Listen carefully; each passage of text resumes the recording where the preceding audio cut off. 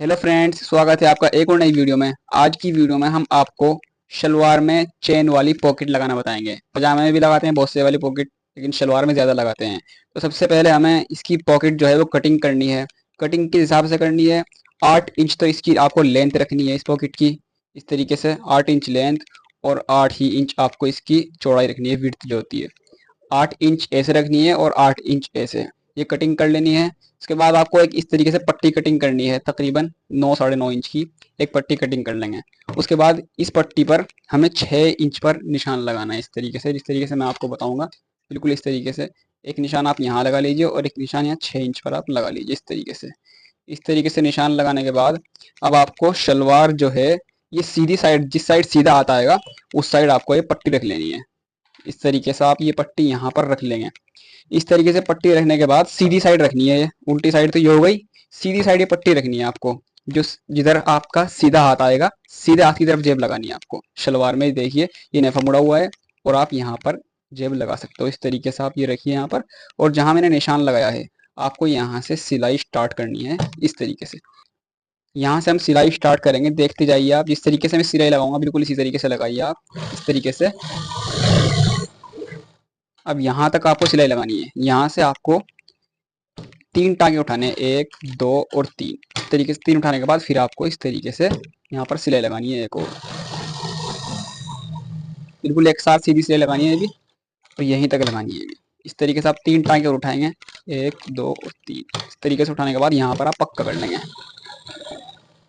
और ये पक्का करने के बाद आप यहाँ से धागे काट देंगे। उसके बाद हमें बीच में से इसे कटिंग कर लेनी है। यहाँ से आप इस तरीके से इसे मोड़ेंगे और यहाँ पर आप ऐसे कट लगाएंगे, और उसके बाद इसे यहाँ से कटिंग कर लेंगे इस तरीके से। कटिंग करने के बाद आप 2 कट यहाँ पर ऐसे लगा लीजिए, इस तरीके से। आप यहाँ पर 2 कट लगा लीजिए। इस साइड भी बिल्कुल इसी तरीके से आपको एक कटिंग कर लेना है यहाँ से, इस तरीके से। और इस तरीके से यहाँ पर भी कट लगा लीजिए, इस तरीके से। अब हमें इसे मोड़ लेना है इस तरीके से, यहाँ नाखून मार के इस कपड़े को हमें अंदर करना है बिल्कुल। पहले यहाँ पर नाखून मारिए, फिर यहाँ पर भी, और इधर इस साइड भी आपको नाखून मारना है, और इसे आप अंदर फोल्ड कर देंगे इस तरीके से। अब इस तरीके से फोल्ड करने के बाद हमें एक सिलाई इस सिलाई के ऊपर लगानी है यहाँ पर। इसे अच्छी तरीके से पहले अंदर कर लीजिए, इस कपड़े को इस तरीके से फोल्ड कर लीजिए। उसके बाद यहाँ पर हमें सिलाई लगानी है, ताकि फिनिशिंग के लिए लगानी है सिलाई। अगर सूती कपड़ा होता है तो उसमें ज़रूरत नहीं होती, लेकिन अगर वैसा कपड़ा है तो इसमें ज़रूरी लगानी पड़ती है, वरना फिनिशिंग नहीं आती। तो आप यहाँ पर ऐसे सिलाई लगा लेंगे किनारी पर, बिल्कुल इस तरीके से। यहाँ पर आप एक सिलाई लगा लेंगे। देखते जाइए आप, जिस तरीके से मैं सिलाई लगा रहा हूँ बिल्कुल आपको भी इसी तरीके से लगानी है। इसी तरीके से आप भी लगा लीजिए सिलाई।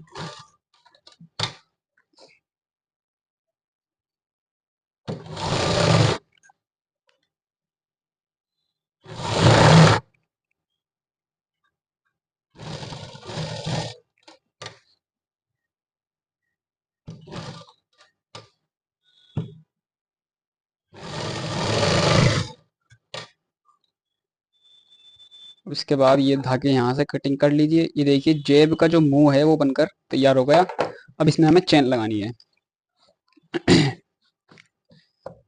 ये देखिए ये रेडी हो गया बनकर यहाँ तक। अब हम चेन लेंगे। चेन की जो सीधी साइड है वो हमें नेफे की साइड रखनी है, ये ध्यान रखना है आपको। इस साइड नहीं रखनी है, आपको इस साइड रखना है इसका मुंह, ताकि जब आप आदमी चेन खोले तो सीधी साइड से खोले। आपको चेन नीचे रखनी है, और देख करके दोनों साइड एक साथ रखने के बाद आपको इस साइड भी इतना ही छोड़ना है और इस साइड भी। बीच में आपको बिल्कुल ये मुंह रखना है इस तरीके से। और अब आपको एक पैर की सिलाई लगानी है यहाँ पर। इस तरीके से आप एक पैर की सिलाई लेकर चलेंगे, इस तरीके से ऐसे सिलाई लगानी है आपको बिल्कुल। उसके बाद आपको ये उठाना है और पहले इसको आगे कर लेना है, वरना ये सिल जाएगा तो इसका मुंह बंद हो जाता। अब यहाँ पर आपको पक्का कर लेना है एक बार, इन्हें एक साथ मिला करके चेन को बिल्कुल इस तरीके से आप एक साथ मिला लेंगे इसे दोनों को, और यहाँ पर आप पक्का कर लेंगे बिल्कुल। इस साइड भी एक पैर की सिलाई लगानी है आपको इस तरीके से। अब इसे पीछे कर देना है आपको। यहाँ पर भी आपको पक्का करना है।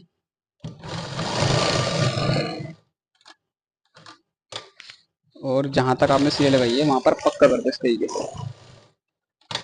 देखिए अभी बस अब जेब लगनी बाकी है, वरना सारा काम हो गया। इसमें से जो फालतू कपड़ा है वो यहाँ से आपको कटिंग कर देना है।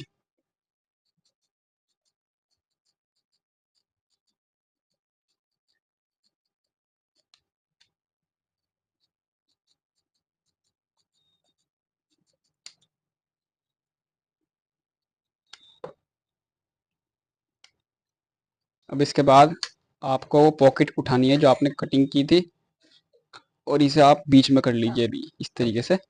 इसे बीच में करने के बाद आप पॉकेट उठाइए। मैंने तो कन्नी की साइड काटी है, वैसे आपको भी कन्नी की साइड ही काटनी चाहिए। ऊपर की साइड आप कन्नी रख लीजिए, वरना आप अगर कन्नी नहीं है तो आपको फोल्ड करनी पड़ेगी। आप कन्नी रखने के बाद ऐसे एक साथ रख कर देख लीजिए, दोनों साइड ऐसे फोल्ड करनी है आपको। इस तरीके से आप रख कर देख लेंगे कितना आ रहा है।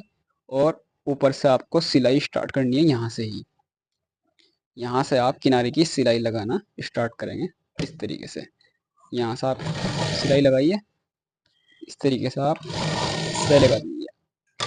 अब इसे आप पीछे कर दीजिए। जो मैंने मुंह खोला था आप इसे पीछे कर दीजिए, चेन का जो मुंह है ये। इसी तरीके से आप सिलाई लगाते जाइए। आप यहाँ से अब इसे ऐसे फोल्ड कर दीजिए इस तरीके से। ये सबसे आसान तरीका है जेब लगाने का। और भी तरीके हैं। एक वैसी जेब लगती है जो लटकी रहती है, लेकिन ये फिक्स वाली जेब है। ये फिक्स रहेगी, बिल्कुल लटकेगी नहीं है। इस तरीके से आप सिलाई लगाते जाइए, देखते जाइए किस तरीके से सिलाई लग रही है। आपको नीचे से भी इसे ऐसे फोल्ड कर देना है यहाँ से। नीचे से आपको एक सार कर देना है, वरना झोल आ जाएगा। एक सार करते जाना है। अब यहाँ से ऐसे फोल्ड करके यहाँ पर भी सिलाई लगानी है इसी तरीके से।